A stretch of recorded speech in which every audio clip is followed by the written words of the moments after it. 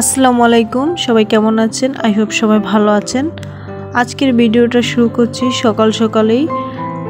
সকালবেলায় মাছ রান্না করব, তাই মাছটাকে সুন্দর করে পরিষ্কার করে কেটে নিচ্ছি। আজ ইলিশ মাছ রান্না করব, আমাদের জাতীয় ইলিশ। এই ইলিশ মাছ তো অনেক বেশি দাম, সেটা তো সবাই জানেন। তো মাছটাকে সুন্দর করে কেটে নিচ্ছি। যে ইলিশ মাছটা আমি নিয়েছি রান্না করার জন্য, এই ইলিশ মাছটা 1 কেজির মতো হবে, 1 কেজির উপরে হবে, এছাড়া কম হবে না। আর ইলিশ মাছটা দাম হোক আর যাই হোক না কেন, মাছটা খাওয়া কিন্তু কেউ ছাড়তে পারবে না, এটাকে খেতেই হবে। এটা যে স্বাদ, এই স্বাদ একদম মুখে লাগে যাওয়ার মতো স্বাদ। আমাদের কাছে ইলিশ মাছটা অনেক বেশি পছন্দ, তো অন্যদের কাছে কীরকম লাগে জানি না। আমি জানি সবার কাছে ইলিশ মাছটা ভালো লাগবে, কারণ এমন কোনো মানুষ নেই যে বলবে আমি ইলিশ মাছ খাই না। তো আমাদের বাংলাদেশের জাতীয় ইলিশ মাছ, জানি না কেন জাতীয় ইলিশ মাছ রেখেছে। সবাই যেহেতু খেতে পারে না ইলিশ মাছটা, তাহলে জাতীয় ইলিশ মাছ রেখে আর দরকার কি, তাই না? তো তারপরে মাছটাকে সুন্দরভাবে কেটে তারপর ধুয়ে একটু লবণ মেখে রেখেছে। তারপর আজকে মাছটা যেহেতু কাঁচকলা দিয়ে রান্না করব, তাই কাঁচকলাটা কেটে নিচ্ছি সুন্দর করে। আর মাছটা এই কলা দিয়ে রান্নলে কিন্তু খেতে অনেক বেশি মজা লাগে। তারপরে কলাটাকে সুন্দর করে কেটে নেওয়া, তারপরে যে লবণ হলুদ মেখে রেখেছি পানির মধ্যে, এতে করে কলাটা একটু কালো হবে না। তো বলতে পারেন এটা একটা আপনাদের টিপস শেয়ার করলাম, এটা যারা না জানেন তারা এটা করে নিতে পারেন। আর লাউ ঘন্টা করব, আমাদের এলাকায় বলে এটা হলো লাউ ঘন্টা, অন্যান্য এলাকায় কি বলে আমি জানি না। তো আমাদের এলাকায় এটা কিন্তু বলতে গেলে একটা ফেমাস খাবার। এটা শীতের সময় সবাই একবার হলো ট্রাই করবে রান্নার, কম বেশি সবাই রান্না করে খাবে। তারপরে লাউটাকে ছুলে নিয়েছি সুন্দর করে, এবার লাউটাকে পাতলা পাতলা করে কেটে নিব। আর হ্যাঁ, লাউটা ইলিশ মাছ দিয়ে আর হচ্ছে টাকি মাছ বা শোল মাছ, যে যেটা দিয়ে রান্না করে খায় না কেন, যে যেটা দিয়ে রান্না করুক না কেন, এই খাবারটা খেতে কিন্তু অনেক বেশি মজা লাগে। লাউটা কাটা হয়ে গেছে, তারপর মিনার জন্য জাউ পকিয়ে নিয়েছি। তারপরে মিনাকে খাওয়ানোর পর চলে আসলাম কিচেনে।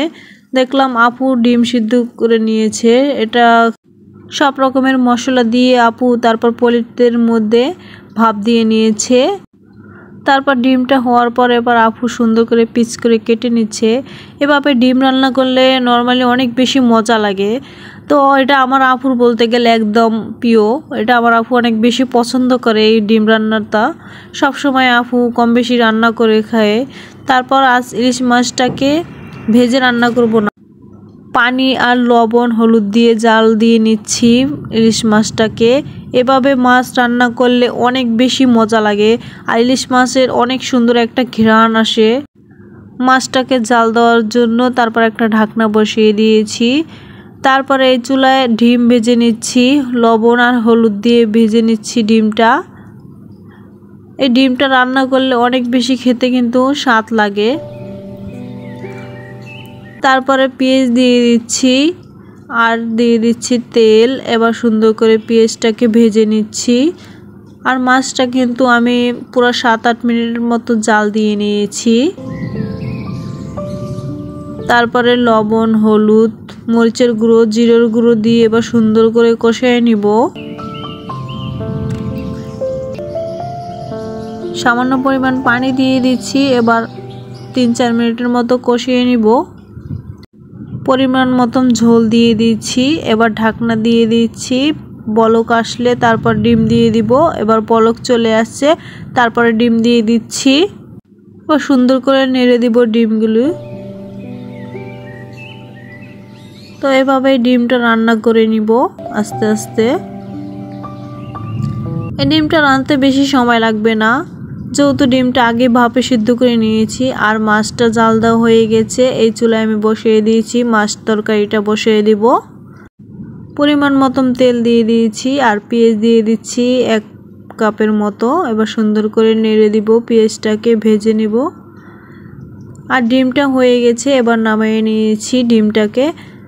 তারপর পেঁয়াজটাকে ভাজার পর দিয়ে দিচ্ছি পরিমাণ মতন লবণ, হাফ চামচ জিরের গুঁড়ো, 1 টেবিল চামচ হলুদের গুঁড়ো 1.5 টেবিল চামচ, মরিচের গুঁড়ো। এবার সুন্দর করে মশলাটাকে ভেজে নিব তেলের সাথে। তারপরে দিয়ে দিচ্ছি পরিমাণ মতো পানি। এবার সুন্দর করে কষিয়ে নিব মশলাটাকে।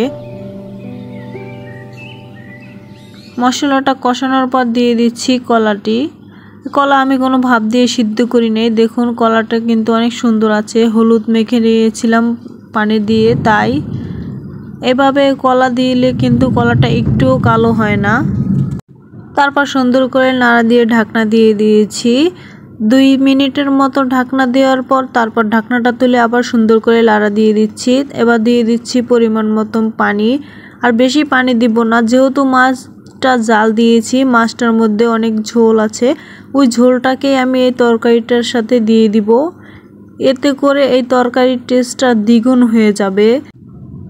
এভাবে তরকারি রান্না করলে খেতে কিন্তু অনেক বেশি মজা হয়। আপনারা চাইলে ট্রাই করে দেখতে পারেন বাসায়, যারা এখনো পর্যন্ত খান নেই। আমরা চেষ্টা করি ইলিশ মাছ রান্না করলে এভাবেই রান্না করার জন্য। মাছটা দিয়ে দিয়েছি বলক আসার পর। এবার সুন্দর করে নাড়ে দিয়ে দিব। আস্তে আস্তে নাড়া দিতে হবে, নাহলে কিন্তু মাছটা ভেঙে যাওয়ার সম্ভাবনা আছে। এবার ঢাকনা দিয়ে দিয়েছি। ঢাকনা দিয়ে আবার 2-3 মিনিটের মতো রান্না করে নিয়েছি। তারপর আবার ঢাকনাটা তুলে নাড়া দিয়ে দিচ্ছি। তারপর 2-3টা কাঁচামরিচ কেটে দিয়েছি। কাঁচামরিচটা দেওয়ার কারণে এই তরকারির টেস্টটা অনেক বেশি ভালো লাগে খেতে, কাঁচামরিচের ঘ্রাণ আসে তাই। তারপর মাছটা হয়ে গেছে। কাঁচামরিচটা দেওয়ার পর 2-1 মিনিট রান্না করে নিয়েছি। এবার লাউ ঘন্টা করে নিব। তারপর দিয়ে দিচ্ছি পরিমাণ মতন তেল লাউ ঘন্টা করার জন্য, আর দিয়ে দিচ্ছি পেঁয়াজ কুচি। এবার সুন্দর করে ভেজে নিব পেঁয়াজটা। তারপর দিয়ে দিচ্ছি 1/2 টেবিল চামচ আদা রসুন বাটা। আদা রসুন বাটাটা এবার সুন্দর করে ভেজে নিয়েছি। তারপর দিয়ে দিচ্ছি স্বাদ মতো লবণ, 1/2 টেবিল চামচ হলুদের গুঁড়ো, 1 টেবিল চামচ মরিচের গুঁড়ো, আর দিয়ে দিচ্ছি সামান্য পরিমাণ জিরের গুঁড়ো। আর এই তরকারিটায় হলুদ একদম কম ব্যবহার করার চেষ্টা করবেন, এতে করে খাবারের টেস্টটা অনেকই ভালো আসে তাই। তারপর কষানোর পর দিয়ে দিচ্ছি পানি। একটু পানি দিয়ে এবার সুন্দর করে আবার কষিয়ে নিব। লাউটা রান্না করব ইলিশ মাছ দিয়ে, তাই একটা ইলিশ মাছের মাথা আর একটা লেজ আর একটা মাছ দিয়ে দিচ্ছি। এবার সুন্দর করে আবারও কষিয়ে নিব।